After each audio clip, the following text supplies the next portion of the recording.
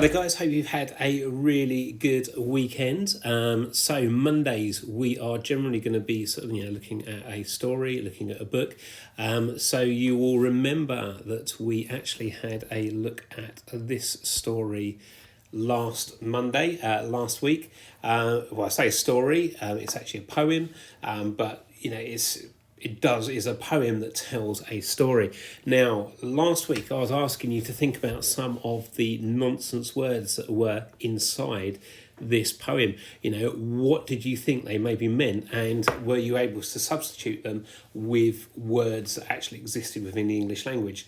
Maybe you chose a different language. It's completely up to you. Now, what we're going to do is we're going to build on that a little bit this week, and there's a little bit more of a challenge because I'm asking for a little bit more creativity in it as well. And I'm just going to sort of show that to you now before I actually go across and read it to you. Now, you can see here that there is a challenge for you, and that is a challenge to design your own mythical creature. Now, I don't want just a picture. That's not really the level that we're working at. What I want you to do is to do the picture. I want you to annotate it.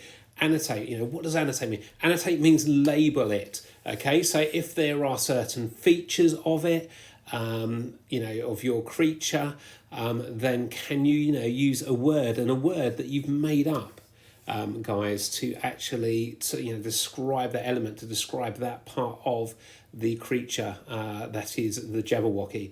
Okay, or not the Jabberwocky, sorry, your creature that you have designed, not and then I want you to use that language that you've developed, those words that you developed around the creature, to write me a short paragraph using that wordplay that you've actually you developed for doing that. So picture first, then sort of label and annotate it. You can do both of those two at the same time, and then using the picture and the words that you've made up for it to write a short paragraph. You can see there's not that much space there, so I'm after quality rather than quantity. Okay, guys, so think about it.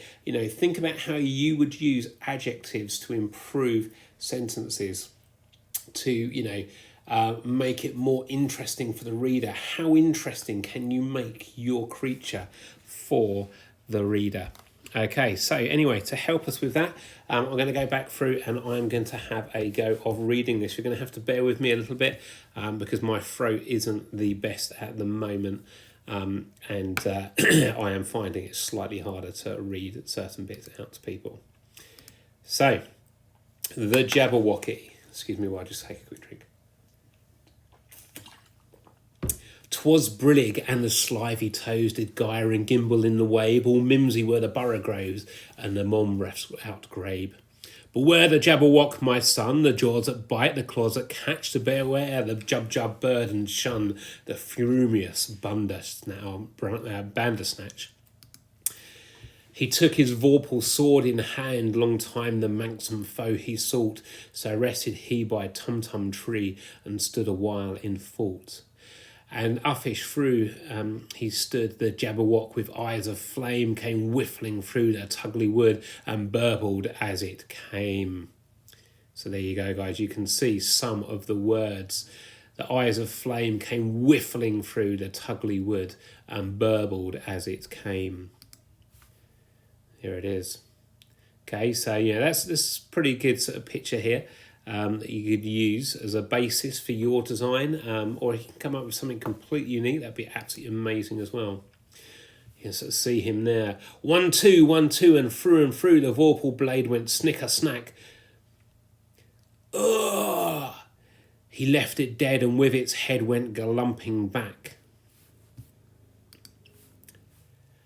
And hast thou slain the Jabberwock? Come to my arms, my beamish boy. O Fabius Day, Calloo Calais, he chortled in his joy.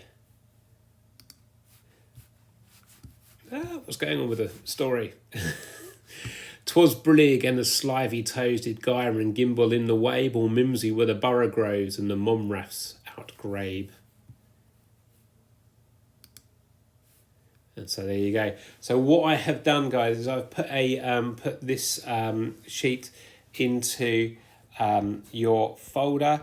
There is also a copy of the poem as well, so that you can see that. It doesn't have all of the cartoon backgrounds like that, but there is a copy of the poem as well, so you can kind of like explore it a little bit more.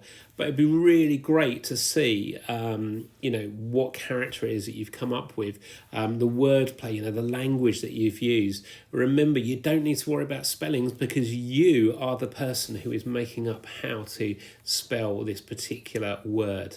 Okay, I'm going to challenge you though to you think about and use your phonics to kind of sort of think about how it is that you think you might actually spell the word. Okay, how can you make it so that even though other people don't know what the word is, they can pronounce it using their phonetical knowledge. Okay, guys. Anyway, have a good rest of the day. Hope you enjoy this activity, and I will see you later on.